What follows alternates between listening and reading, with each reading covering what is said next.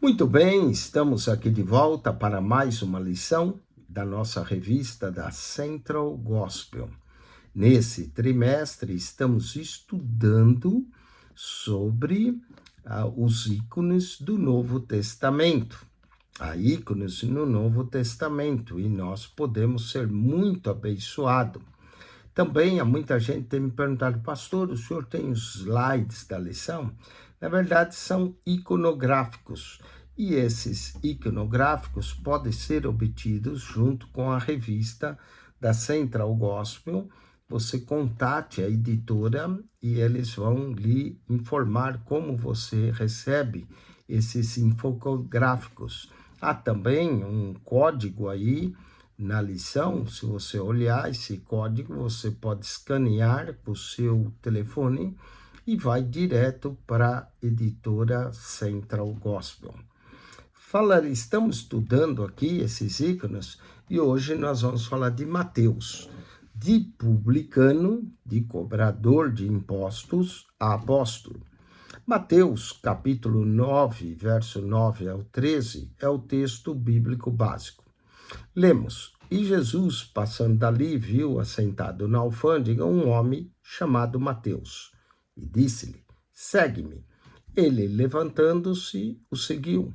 E aconteceu que, estando ele em casa, sentado à mesa, chegaram muitos publicanos e pecadores e sentaram-se juntamente com Jesus e seus discípulos. E os fariseus, vendo isso, disseram aos seus discípulos: Por que come o vosso mestre com os publicanos e pecadores? Jesus, porém, ouvindo, disse-lhe: Não necessito de médico os sãos, mas sim os doentes. Ide, porém, e aprendei o que significa misericórdia quero e não sacrifício, porque eu não vim chamar os justos, mas os pecadores ao arrependimento. O texto áureo da nossa lição se encontra em Lucas, capítulo 5, verso 27. E depois disso saiu e viu um publicano chamado Levi, assentado-se na recebedoria, e disse-lhe: Segue-me. Lucas 5, verso 27. Vamos à nossa, então, lição. Palavra introdutória para nós. Mateus, que também é chamado de Levi. Há vários textos bíblicos, Mateus 9, verso 9 e 10, 10, 3, Marcos 3, 18, Lucas 6, 15, era um cobrador de impostos. Telones, que quer dizer publicano, do grego telones, publicano, quando foi chamado por Jesus. O chamado do mestre dirigido ao apostolado, Mateus 9, verso 9c, transportou Mateus da condição de funcionário do Império Romano a apóstolo e servo de Cristo. Agora ele vira funcionário do reino dos céus. Falemos então desse discípulo transformado. Nos tempos bíblicos era comum que os judeus tivessem dois nomes, um em hebraico e outro em grego ou romano. Essa prática refletia a interação cultural entre judeus e romanos no contexto do primeiro século. Curiosamente, Mateus, quando Levi, são de origem semítica.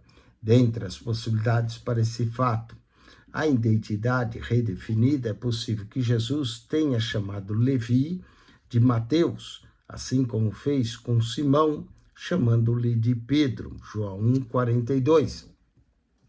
Mateus é uma forma abreviada de Matatias, o que em hebraico significa dom de Deus. Ascendência familiar. Seu pai poderia ter sobrenome Levi.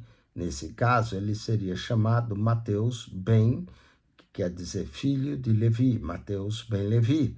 Apesar das diferentes designações nas Escrituras, nos deixa claro que Mateus e Levi são a mesma pessoa. Inicialmente, o descreve o seu chamado. Marcos e Lucas refere-se a ele como Levi, que era seu nome provável israelita. Posteriormente, Marcos e Lucas também utilizam o nome Mateus ao listar os 12 apóstolos, Marcos 3,18, Lucas 6,15, o que reforça a identificação de Levi como Mateus. O livro de Atos, Lucas menciona Mateus novamente entre os discípulos reunidos no cenáculo, Atos 1,13. Vamos ao testemunho nas Escrituras. O Novo Testamento oferece-nos pouca informação sobre a identidade de Mateus, mencionando algumas passagens. Nos evangelhos, Jesus o chama enquanto ele está na coleteria de impostos. Jesus passando, viu, diz: "Vem, segue-me." Após aceitar o convite, ele oferece uma refeição em sua casa, onde Jesus se reúne com publicanos e pecadores. Mateus também é listado entre os 12 enviados para pregar e realizar milagres. Mateus 10:3, Lucas 6:12-16. No livro de Atos, Lucas menciona Mateus de forma geral na lista dos apóstolos reunidos na oração no cenáculo aguardando o Espírito Santo. Essa inclusão reforça seu papel de liderança na igreja primitiva e sua proximidade com Jesus durante o seu ministério. Falemos ainda das origens e os laços familiares. Marcos menciona apenas que Mateus era filho de Alfeu, embora o mesmo evangelista Marcos também se referia a Tiago como filho de Alfeu. Não há indicação que Mateus e Tiago fossem irmãos, mas os dois, ao referir-se como filhos de Alfeu, a pergunta que surge é se os Alfeus aqui referidos é o mesmo ou se é diferente, se há um Alfeu pai de Tiago e outro Alfeu pai de Mateus.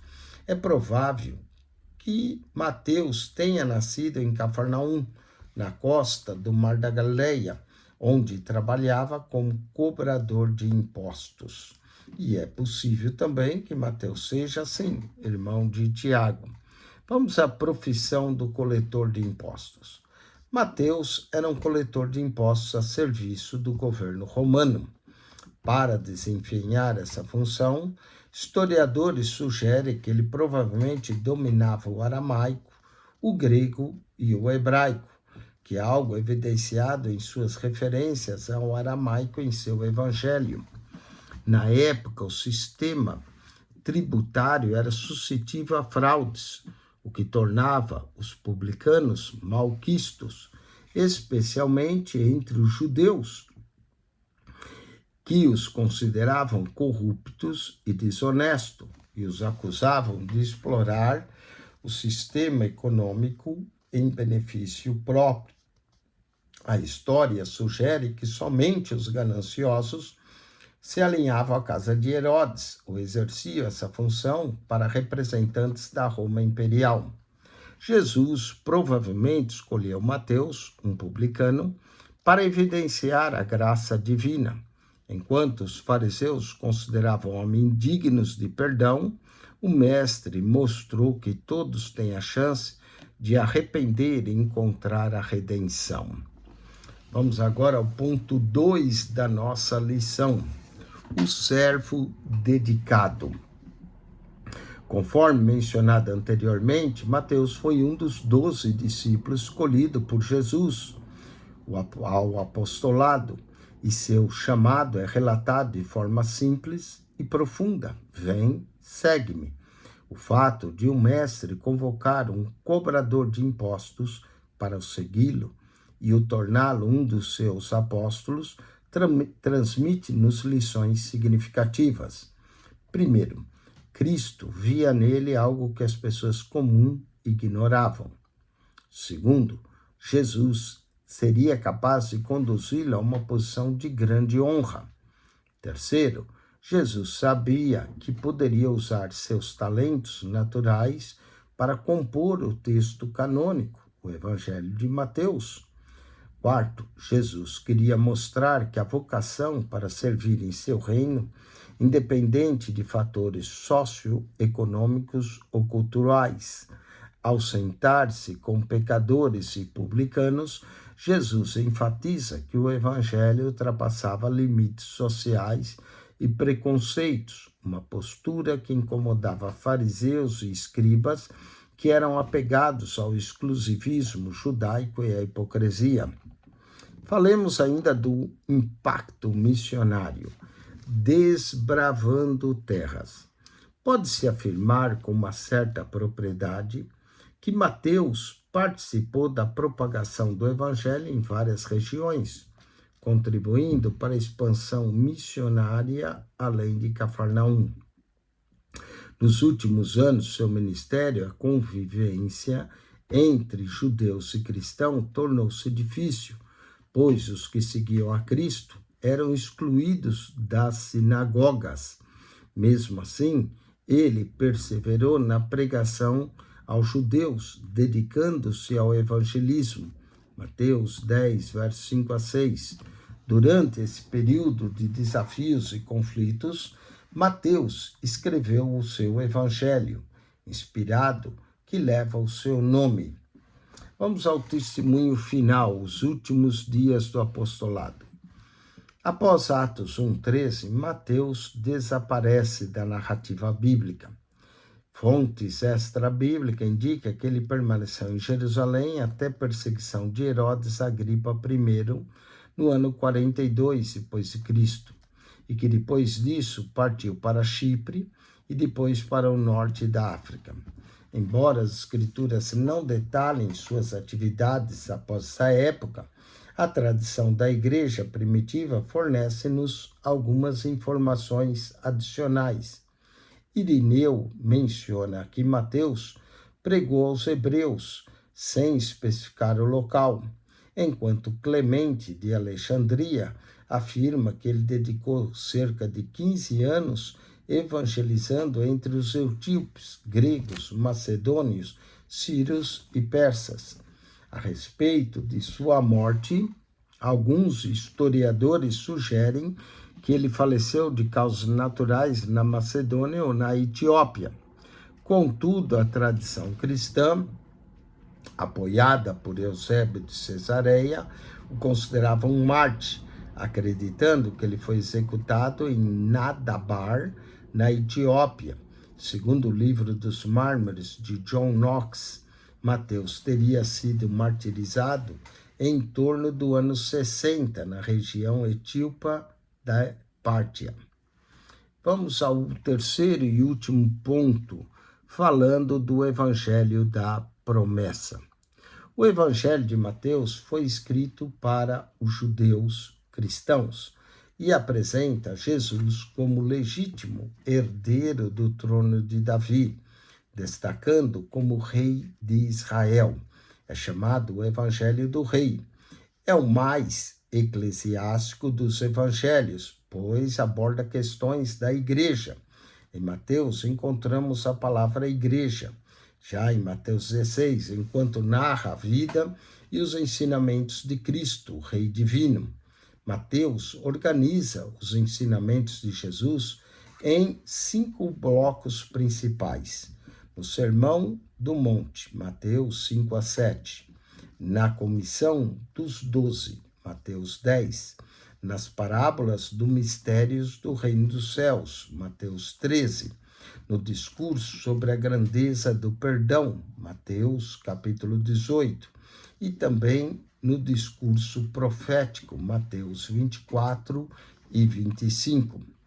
Mateus é o único dos evangelhos que fala especificamente da igreja, Mateus 16, 18 e 18, 17, mostrando aos gentios como a eclésia, do grego ecclesias, é formada e descrevendo de vários episódios em que os gentios demonstram fé em Jesus, os magos, o centurião e a mulher cananeia.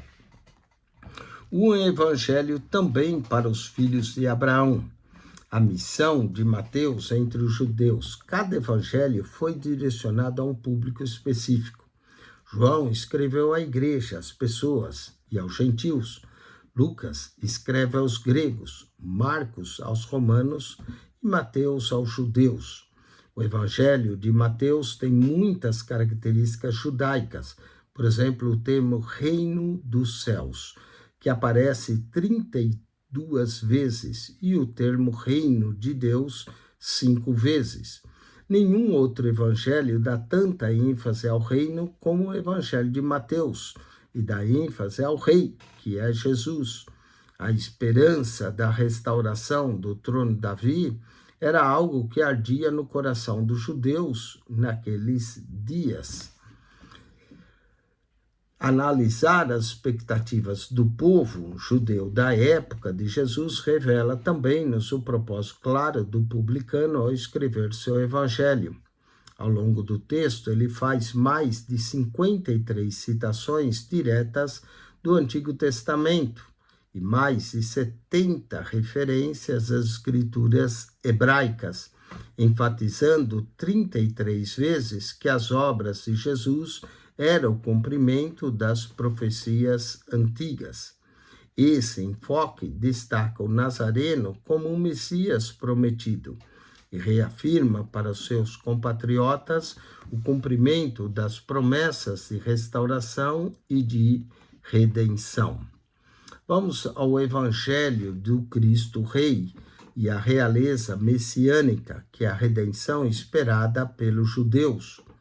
O povo judeu aguardava o prometido das nações, com profecias que destacavam sua glória e as bênçãos do seu reino. Em meio à exploração política e econômica e à decadência espiritual, o Messias era percebido como um libertador da opressão. Mateus confronta esse entendimento ao destacar a realeza messiânica de Cristo, que transcende as expectativas de um governante terreno. Embora muitos não reconhecessem o homem de dores, profetizado por Isaías 53:3, Mateus desafiou seus compatriotas a verem em Jesus o Messias, o Rei esperado, o Filho de Davi, cujas promessas não se limitavam apenas à libertação política, mas abrange a redenção eterna. Vamos ao ponto 4 de nossa lição, falando de lições da vida de Mateus para a jornada de fé. Mateus nos ensina que ninguém escapa ao poder da graça salvadora. Ao ser chamado, ele abandona uma profissão impopular e estigmatizada para seguir a Cristo, revelando que Deus não vê o nosso passado, mas sim o potencial para a transformação.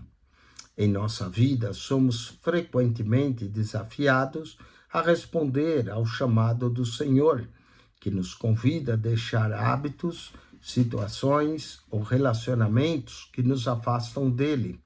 Assim como Mateus, que renunciou à sua antiga vida, somos convidados a responder ao chamado do Altíssimo, com fé, sabendo que ele nos guia para uma missão maior. Vamos ao encontro transformador, o chamado de Cristo a Mateus. O chamado de Jesus a Mateus supera a simplicidade de um convite, configurando-se um ato de renovação profunda. Ao ouvir, segue-me, Mateus respondeu prontamente, ciente das possíveis rejeições e do peso das consequências sociais. Seu exemplo nos impele a uma reflexão mais profunda sobre o significado de acolher a convocação do Senhor, até onde estamos dispostos a ir e a ouvir sua voz. Quais circunstâncias nos desafiam a romper com nossos confortos aparentes em prol de um seguimento fiel a Cristo? Responder a esse chamada demanda coragem, pois implica não apenas em renúncia, mas também numa disposição contínua para reconfigurar a própria vida sob a luz do propósito divino. Prontidão na obediência, a coragem de seguir a Cristo sem hesitação. Mateus não apenas acolheu o chamado de Jesus, mas o fez com uma prontidão exemplar. Sem hesitar, ou questionar, ele obedeceu de maneira imediata e resoluta. Seu exemplo nos exorta a necessidade de respondermos prontamente aos desígnios divinos, com plena confiança e destemor. Em nossa jornada cotidiana, somos convidados a refletir essa mesma disposição em nossas ações, buscando agir sem demora em direção ao que sabemos ser justo e alinhando com a vontade de Deus, seja nas decisões familiares ou nos compromissos profissionais ou nas esferas espirituais de nossa vida. Conclusão. Assim como Mateus, que passou de um publicano desprezado a um dos apóstolos e evangelistas mais influentes, Deus nos convida a vivermos sob sua graça remidora. Apesar das dúvidas e críticas sobre a identidade e o passado desse filho de Alfeu, vemos na sua história o poder redentor de Cristo, que não apenas o chamou, mas que o capacitou para impactar gerações com o Evangelho. Que possamos enxergar em Mateus a prova de que o Senhor se utiliza de pessoas comuns e imperfeitas para os seus propósitos eternos. A vida e a obra de Mateus nos lembra que Deus olha além das limitações e falhas, guiando cada um de nós a uma missão que glorifica o seu nome e que transforma vidas. Que essa lição nos inspire a confiar plenamente no Altíssimo, certos de que Ele pode nos usar de maneira singular em seu reino, apesar de nossas fraquezas. Vamos a algumas atividades, perguntas para fixação dessa lição. A quem e, em primeiro lugar, destinava-se os escritos de Mateus? E qual era o seu objetivo? Resposta: aos judeus e judeus cristãos. Ele pretendia desafiar o povo a perceber que Cristo era o Messias longamente esperado e que ele, o Messias, era o filho de Davi, o verdadeiro herdeiro do trono de Israel. Segundo, o que significa o nome Mateus? Mateus significa dom de Deus. Terceiro, como podemos denominar o gesto de Mateus em oferecer um banquete para Jesus? E aqui a resposta é um ato de gratidão e de hospitalidade. Quarto, qual era o nome do pai de Mateus? Nós tratamos isso, Alfeu. Muito bem, com isso concluímos mais uma lição. Semana que vem continuaremos estudando os ícones do Novo Testamento e nós vamos falar de Lucas, o médico amado, cronista da universalidade do Evangelho. Não perca então semana que vem. Deus te abençoe, Cristo Jesus. Se você ainda não assinou o nosso canal, subscreva. PR Eugênio Piacentini, o canal da Bíblia. PR Eugênio Piacentini, o canal da Bíblia. Entre no canal, clique naquela foto redonda, vai lhe aparecer um menu, clique no playlist. Ali no playlist você vai encontrar um total de 259 pastas com mais de 7.700 vídeos para você. PR Eugênio Piacentini, o canal da Bíblia. Subscreva.